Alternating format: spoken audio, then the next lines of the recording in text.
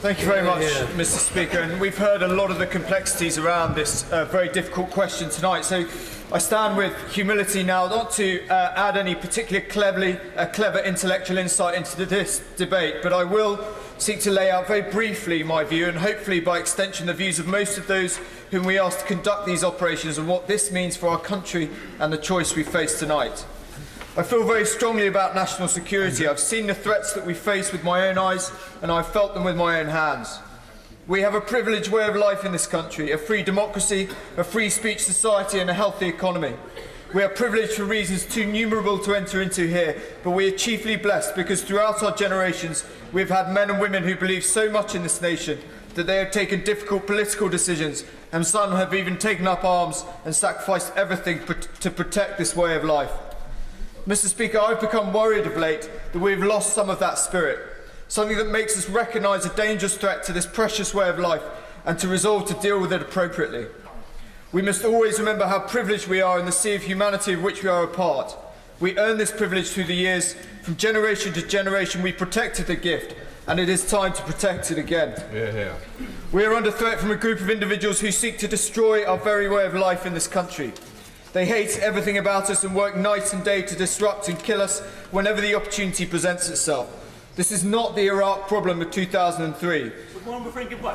Yes, of course. I'm grateful to my honourable friend for giving way. Would he agree with me that the heart of this matter is that one of our closest allies just last month suffered the most horrific terrorist attack? That same ally is asking us for military help. And it will be quite the wrong message to send out for us simply to turn our back on one of our closest allies at this particular time. I thank my honourable friend for his intervention, and I completely agree with him. I do think this is a hugely complex issue, and there is no easy answers, but I do think we are in danger of almost overcomplicating it in what this is, a threat to our national security and people's individuals' capability to project force into this country and the duty we have to defend. We're under threat from, like I say, from a group of individuals who seek to destroy our very way of life in this country. They hate everything about us and work night and day to disrupt and kill us whenever the opportunity presents itself. These individuals have demonstrated they have this strategic reach. They can reach into our homelands, into our communities, into our families and destroy all that we hold dear. I understand the avalanche of questions that are being put forward by colleagues, and I think in the history of this House it would be impossible to find a Prime Minister who has done more to answer them. We will add to the mission in that part of the world militarily. We operate in a way that will, not might, but will accelerate in a moment. We will add to that mission because we operate in a way that will, not might, but will accelerate the process of destroying the networks and individuals who operate against us. We've been doing that in Iraq. We must also do it in Syria, where they regenerate themselves. We use weapons, and I've used them myself, that are specifically designed to limit collateral damage while retaining pinpoint accuracy and lethality. They are better at this than anything else currently being used. We've been asked by our international partners to step up, and we must deliver on that. But, Mr. Speaker, overlaying these technical arguments must surely be a greater calling that I think, in the relative comfort of the United Kingdom in 2015, we can neglect. We have a duty in this House to keep our nation safe. Keeping our nation safe involves a multifaceted approach. We must do all we can to stabilise the instability through aid. We must ensure our security and intelligence services have the resources and powers to act here at home to retain an effective goal line defence. We must train and mentor indigenous forces. We must do everything possible to stop the source of funds for terrorist organisations, however uncomfortable those conversations with those in the region may be. I have personally interrogated this government's response to this threat, and I'm satisfied that we are doing all of those things. But in our comfortable existence in this country of ours, Mr. Speaker, we must also accept some uncomfortable truths. There are some, thankfully few, but a significant few in this world, who trade on man's inhumanity to man. They use fear, religion and violence to promote their own self-interests and power, nothing more and nothing less.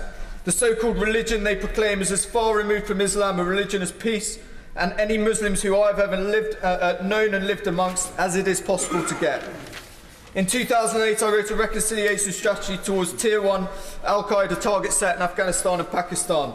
The truth then is as valid as it is today. This group of people will never be reconciled to a peaceful, democratic, equal society that they hate so much. They want to die, they want to kill all those who do not conform, and until they are killed, they will not deviate from their path.